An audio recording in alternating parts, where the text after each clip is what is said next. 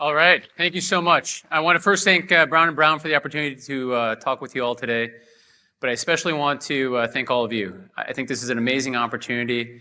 You guys represent the small, large businesses that make up the fabric of our country. That's not trivial.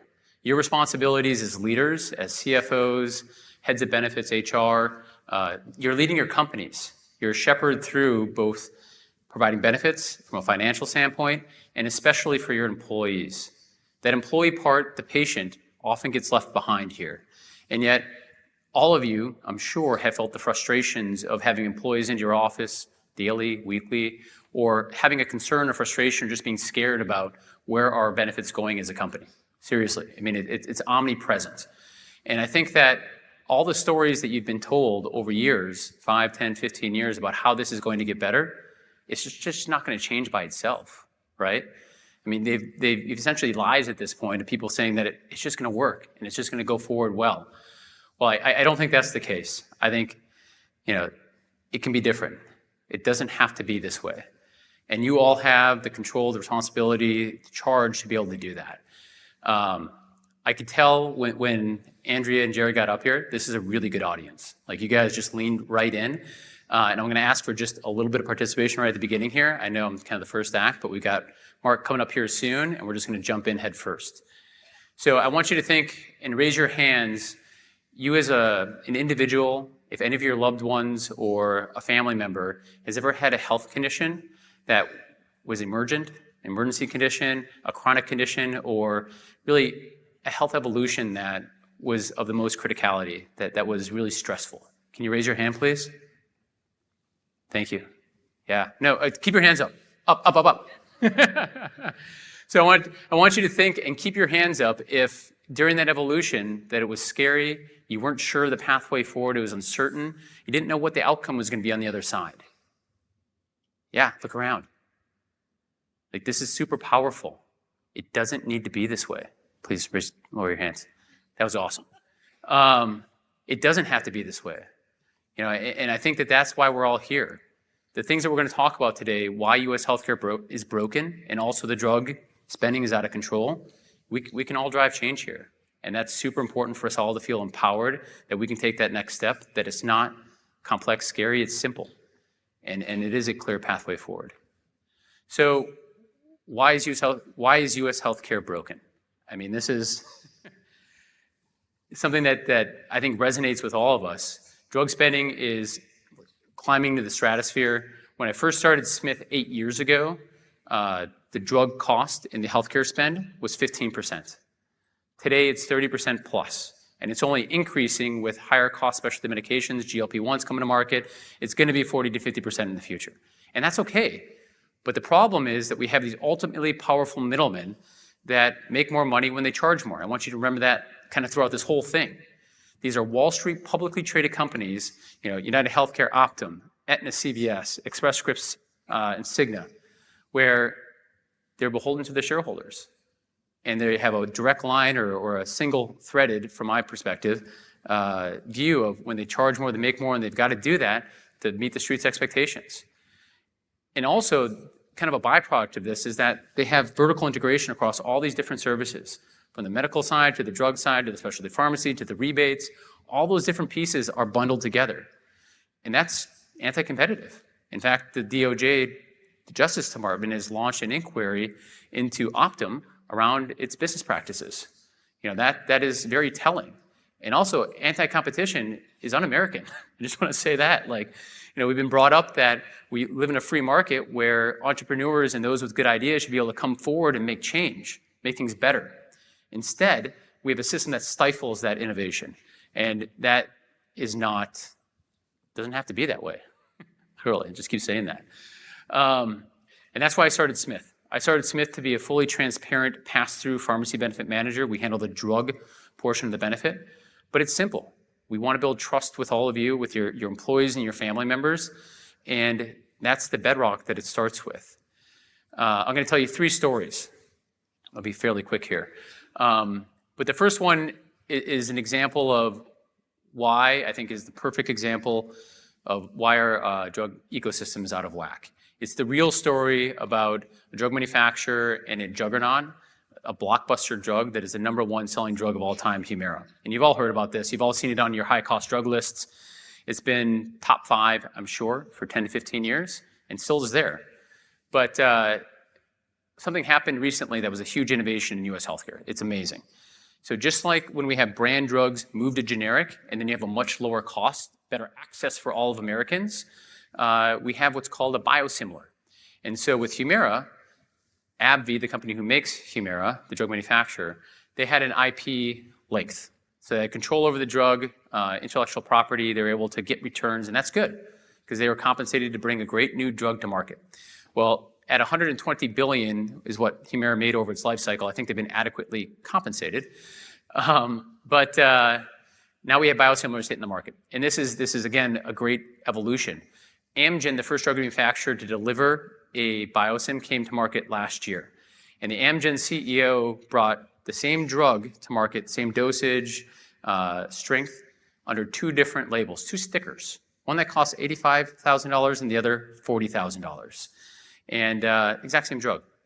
And Amgen CEO came out to the market and said, hey, market analysts, during the quarterly earnings call, I want to let you know that no one wants to buy the lower cost version.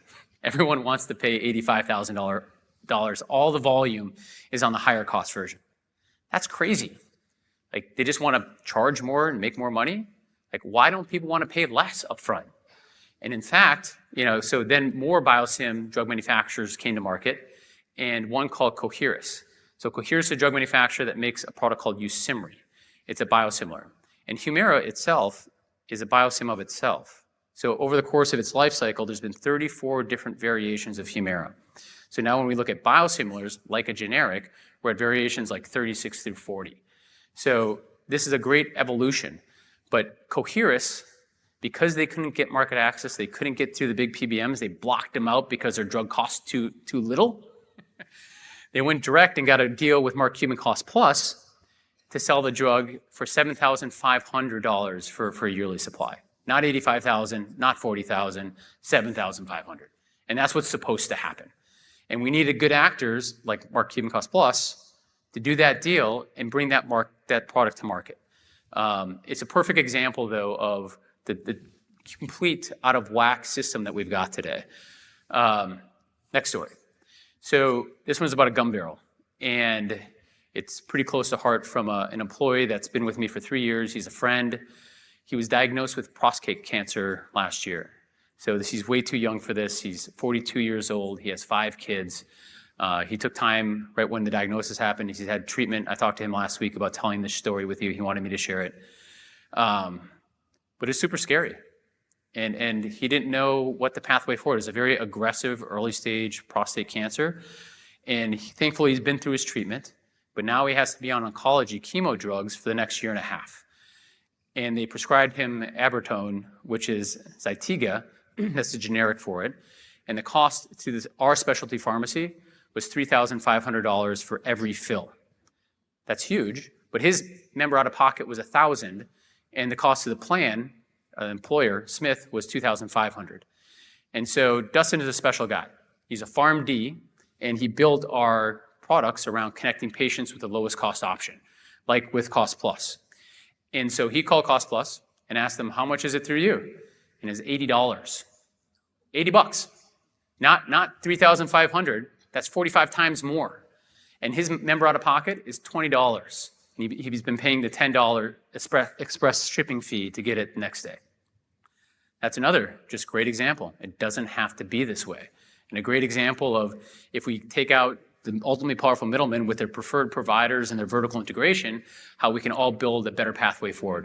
And that wasn't hard for him. He picked up the phone and called, had his prescription sent over to Mark Cuban Cost Plus, and now he's in a much better position himself because he's getting the treatment, but a cost structure for his family that is a huge impact. And that's what gets left behind all the time.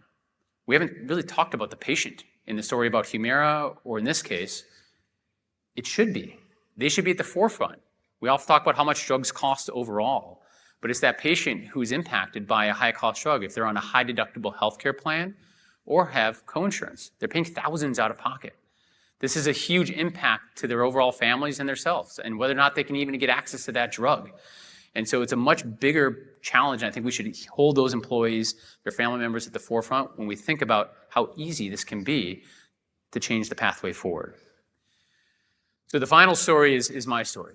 And I have not shared this publicly in a forum like this ever. Our healthcare, I believe, is broken. I've had many personal experiences with just challenges, the uncertainty, being scared about having conditions or my family members, and getting good pathways forward. And my dad, when I was in 8th grade, was diagnosed with brain cancer. So he had a great oncologist. They resected a large tumor, and they only gave him a couple of years. He lived for 5 more years beyond that because he had a great care team and a great care path. And he was a carpenter, he was a cabinet maker, went back to school to get a law degree, but it was incredible for our family, obviously. When I went to the Marine Corps, I presented with bone cancer in my right leg. And this is my first foray. We were ready to go, my unit, and they pulled me off the front lines, the deployment, and my orthopedic oncologist said that they're going to potentially take the bottom part of my leg off. And that feeling of just being helpless, of not having a certainty of the pathway forward or knowing is this a good path or not, it was scary and it impacted me hugely. But thankfully, I had a great orthopedic oncologist, a specialist who was on the private side actually donating his time to the Marine Corps and TRICARE to do the surgery. He did a great job, kept my leg on, and I was able to deploy a couple months later. And then finally, my mom needed a kidney when I got out of the Marine Corps. Her kidney was failing. I donated a kidney to help her with the transplant, and now she's living a great life. But my mom is interesting because she grew up on a farm in rural Minnesota with 11 kids, shared a bed with 2 other girls, and she always thought, well, this is just the way it's going to be. It's just, that was her mindset. Always just walking those hard miles to get to the other side because that's what she needed to do. But that's U.S. healthcare, I think. We don't need to take that path. And all of you are the decision makers here to help us with new pathway forward. Again, it's simple. You have a patient picking up a prescription at a pharmacy. That's it. It's super transactional. And you have an opportunity to move away from the big 3, and you're going to hear Mark say that, I think, over and over and over again, which is important because it's not that difficult. This is a part of a movement here where U.S. healthcare needs to change.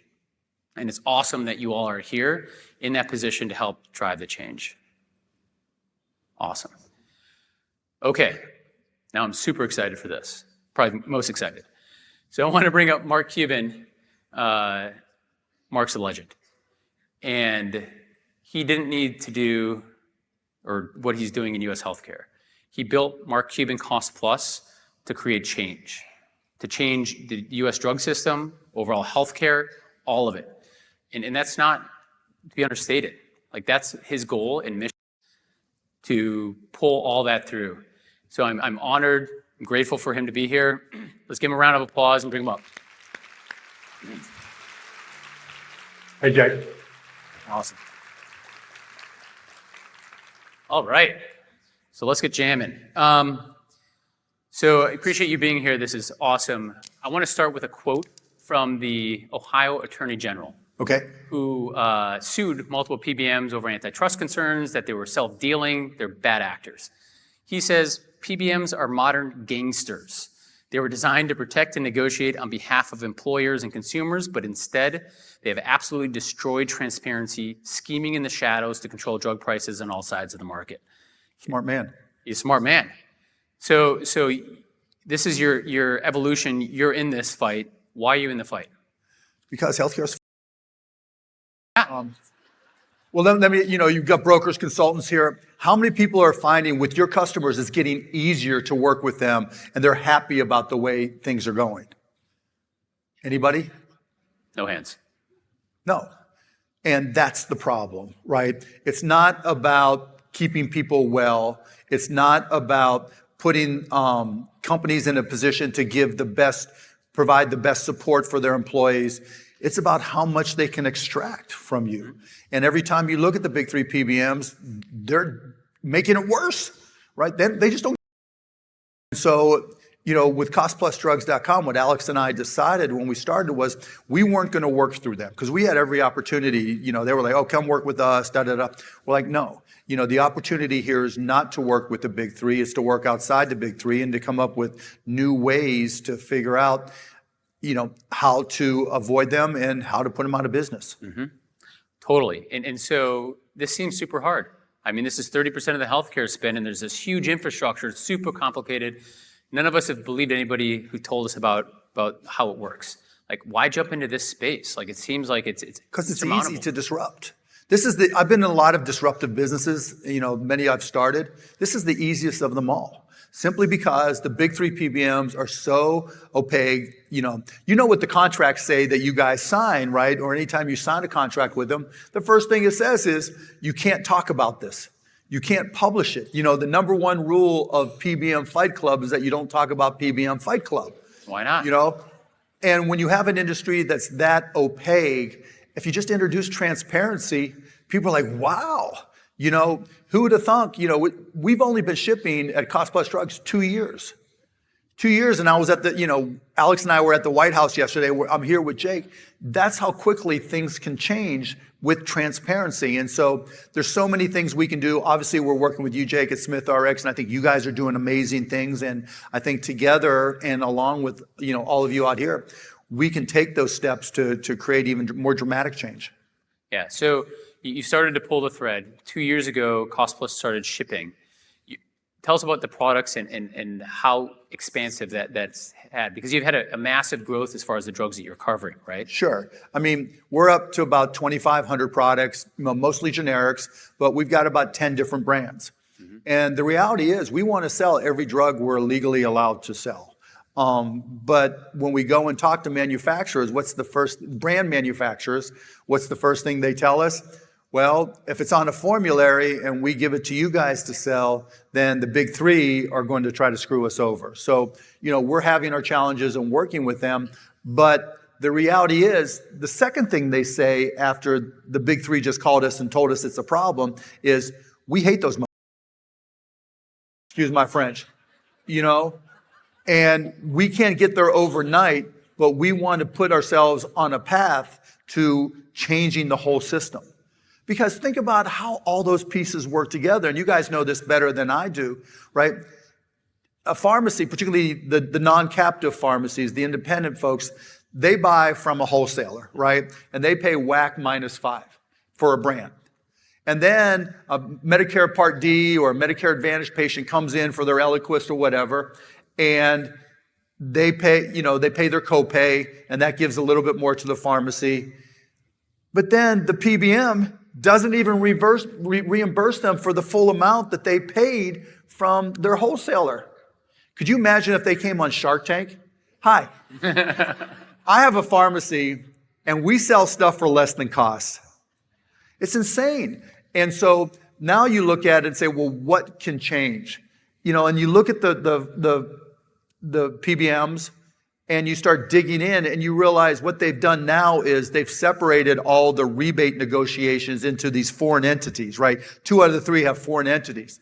There's a reason why they're hiding them in Scotland and Switzerland, right? Because they know what they're doing is wrong. So the question becomes, what can we do? What can you do? Because really, you guys are where the rubber meets the road. We do cash pay and mail order, and we have our teamcubancard.com retail network, which is all great. But you're the ones that deal with the employers, right? You're the one, like my businesses, right? For years and years and years, it was just, okay, here's my consultant or here's my broker, and why am I paying so much more? Oh, we're doing the best we can, Mark. We'll get you the best deal we can. Sound familiar? Right? That's the mode you guys are in. But now it's time with SmithRx and others, right, to say, no, this has got to stop. You literally control the future of healthcare in your hands. How's that for pressure? Seriously. And so the question becomes, are you going to keep on doing it the same way? Because there's a lot of downstream impacts. One of the things that I talked about yesterday at the White House, and I don't know if everybody fully comprehended it there. I mean, it's government, right?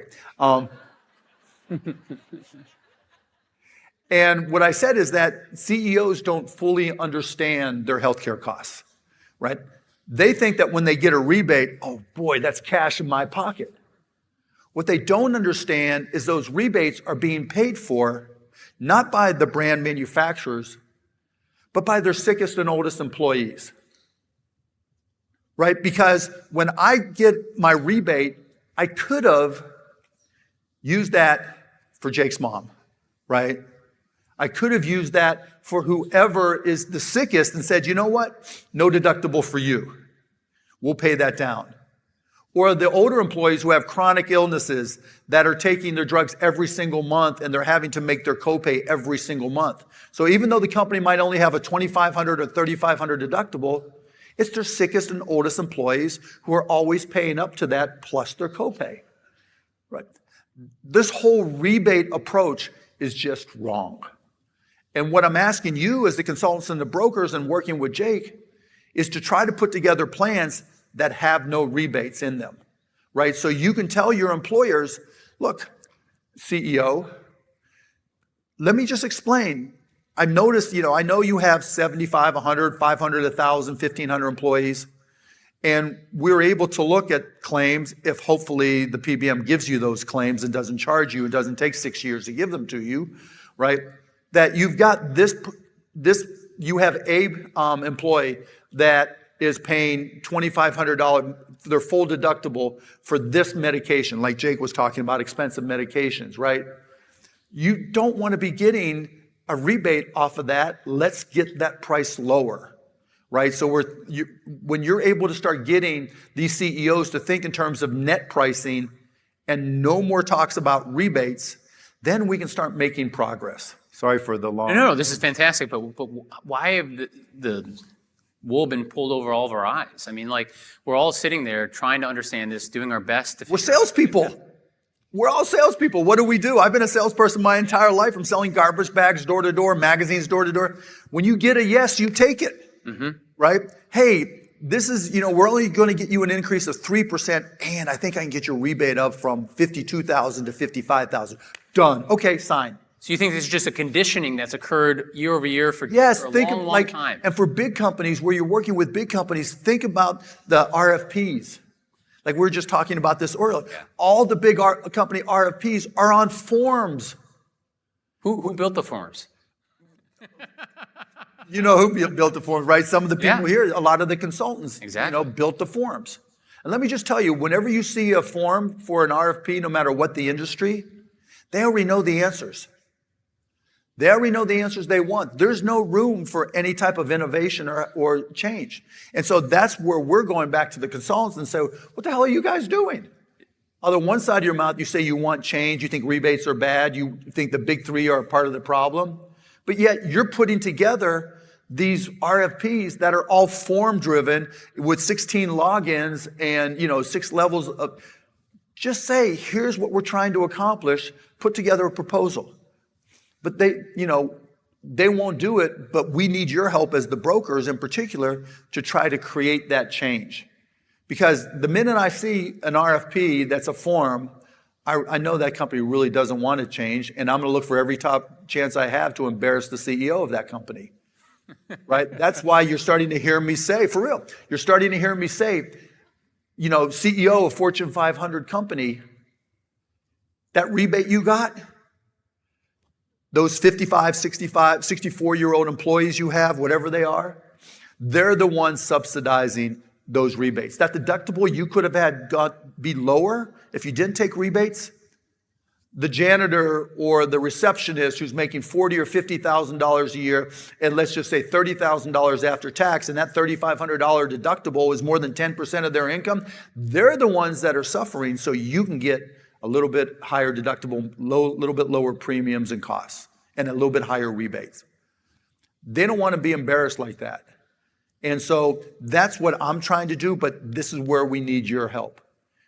Because the reality is, changing all this is easy. If we had 10 of the top Fortune 100 companies, as an example, stop using the big three and start using the rebate-free PBMs like Smith, the whole system, the big three PBMs would have to change. Like I think you were talking about the quarterly earnings conference calls. Yeah. None of them are saying our earnings are going down. That tells you all you need to know. None of them are saying pharmacy revenues are declining, or pharmacy gross margin dollars are declining, or earnings are declining. Not one single one of the big three. That tells you all you need to know. But I can't emphasize it enough, particularly for small and medium-sized businesses. If you put them through the big three because it's the path of least resistance for you to get a yes, then you're contributing to the problem. If you work with a rebate-free PBM like Jake and Smith, then you're part of the solution. Yeah. Is that a good sales pitch for you? It's fantastic. Great sales pitch. We just need a rewiring to occur. I mean, I hear all the programs that the big three PBMs are offering as far as innovation, like we're going to do a cost plus. Many of them are. Yeah, what a joke, right? I mean, it's kind of it's a good take on you, but those CEOs are not going to their earnings calls and saying, "Hold on, market, we have to do this new plan to be able to compete in the market. We're going to make less next quarter." No, of course they never not. say that. Look, you can all go to costplusdrugs.com or talk to any of the folks in the back. We've got a bunch of them here, and we'll give you our price list for all 2,500 drugs. And you can compare them. You can see, oh my goodness, they were charging $2,000 for this cancer patient for one of my customers, when Cost Plus Drugs can be, depending on the drug, $21 a month. Or Droxadopa, or some of the drugs you were talking about. There's just the idea that they call these single molecule drugs special is just insane. They force you to go specialty. You just have to say no. What will they lose? Because ask yourself a simple question. What is the one thing that the big three PBMs do that SmithRx can't do? Anybody? Not one single thing. Not one thing.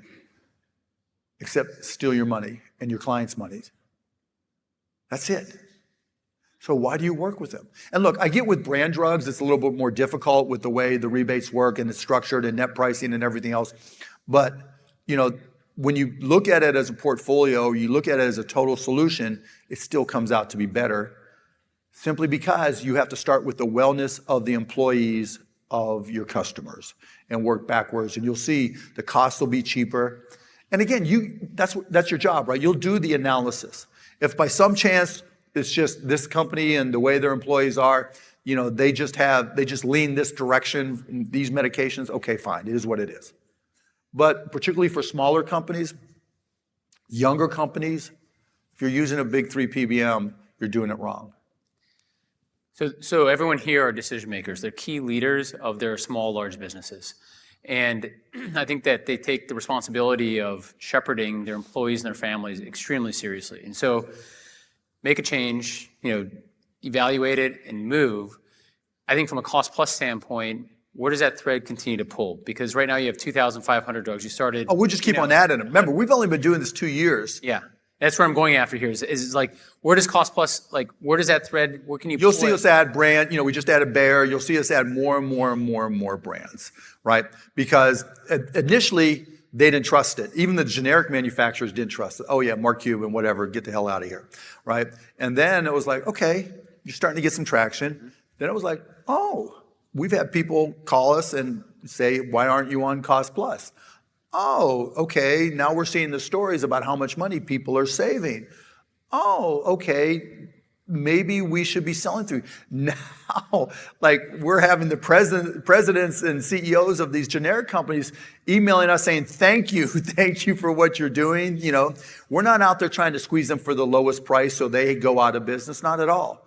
We want to work with the best manufacturers and do work with the best manufacturers. We don't need the absolute lowest price. We need a good price that is fair to everybody because we're only going to mark it up 15%. That's what's made us different. When you go to Cost Plus Drugs, how many people here have not gone to Cost Plus Drugs?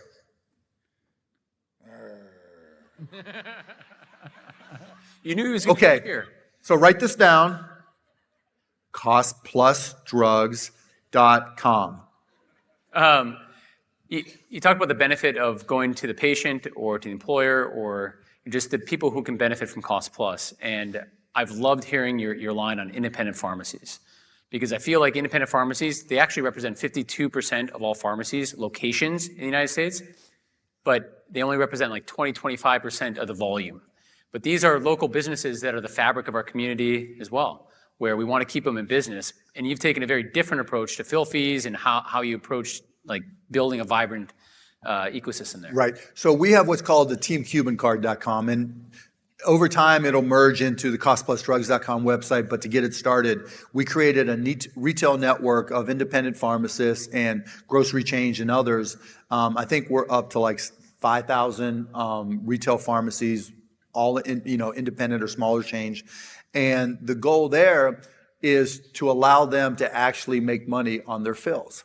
And so we pay them right now, it's $8, but that's going most likely, I don't have the exact date, to $12. Because what's happening, like I mentioned earlier, on the brand medications, particularly, even on sponsored, but particularly for Medicare and Medicare Advantage, they lose money on every fill. And they're going out of business on a daily basis. And so when you guys put together deals with the big three, the way the big three save some money for you to give to your employers is by taking that money from small independent pharmacies who have no leverage. Mm-hmm. So when the little pharmacy in a big town or small town, here in Dallas, wherever, when they sign the contract, when they're sent the contracts from the big three PBMs, they can't negotiate those. And so they already know that their reimbursement rates are going to be under their costs. But wait, it gets worse. Because they have these things called DIR fees. And there's no rhyme or reason how the big three PBMs calculate those DIR fees. But they'll charge them right up front, these fees, just in case they don't act appropriately, right? So they'll charge them a little up front, and maybe they'll rebate at the end of the year, maybe they won't. But that just puts the pharmacy further underwater on each fill. But wait, there's more. I talked to a guy who runs a pharmacy who said he's being audited. Can I help them? I'm like, he goes, one of the big three PBMs decided to audit them and decided without rhyme or reason they're going to charge him $200,000, which will put him out of business. And he literally said, this is going to put me out of business. What can I do? This contract gives them the right, and they have no leverage whatsoever. And then the downstream impacts are even worse. So what's happening now is a lot of those pharmacies are sending those Eliquis scripts for their Medicare Advantage patients to CVS. Because CVS, when they contract with their own captive pharmacy, pays them enough to make money. To Jake's point, right, they're not saying they're taking less. And so when you do these deals with the big three PBMs, all the things we talked about apply. But you're also saying, I'm okay with the small pharmacies going out of business, the medium-sized pharmacies going out of business. That pharmacy that worked with your grandmother or your parent for 33 years and has known them forever, and your mom might not know who else to deal with if they had to go to CVS. And we've read the stories about those big captive chains and how they handle customer support and service. Is that what you want? And if your clients actually have offices in small towns or are based in small towns, the chances of you helping them put that small pharmacy that they need out of business is significant when you do your deal with the big three PBM instead of somebody like SmithRx. So there's those downstream impacts based off the decisions you make. I just want you to think about that, because that's how important you guys are to the whole system. 100%. I couldn't agree more with all of that. I think we've gone down this rabbit hole, one decision after the other, which seemed maybe inconsequential. Now we've ended up with this quagmire of the big three controlling everything, including the distribution points, and they're putting these small, medium businesses, again, the fabric of our communities, out of business. And I've always thought DIR, direct, indirect remuneration. I mean, who came up with that? Like, I would love to be in the conference rooms like, ooh, we got a great idea. Let's pay somebody a little bit more and remunerate ourselves on the back end and hide it all. Like, that's bananas to me. And I'd love to have you talk more about like just the value you're paying there. Like, so you pay the community pharmacy $8. because they're providing value. Right. And I think that's a different context that we need to think about our healthcare and for our employees and family members that get paid for value. And that's a Shark Tank thing. Like Right. they should get reimbursed for providing good value. They provide a lot of value.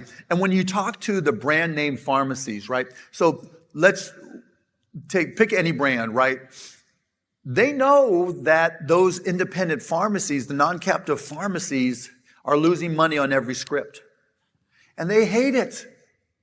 And they hate it because the last 5 feet, from the counter to the patient, where the last support is made to say, okay, do you have any contraindicating drugs, et cetera?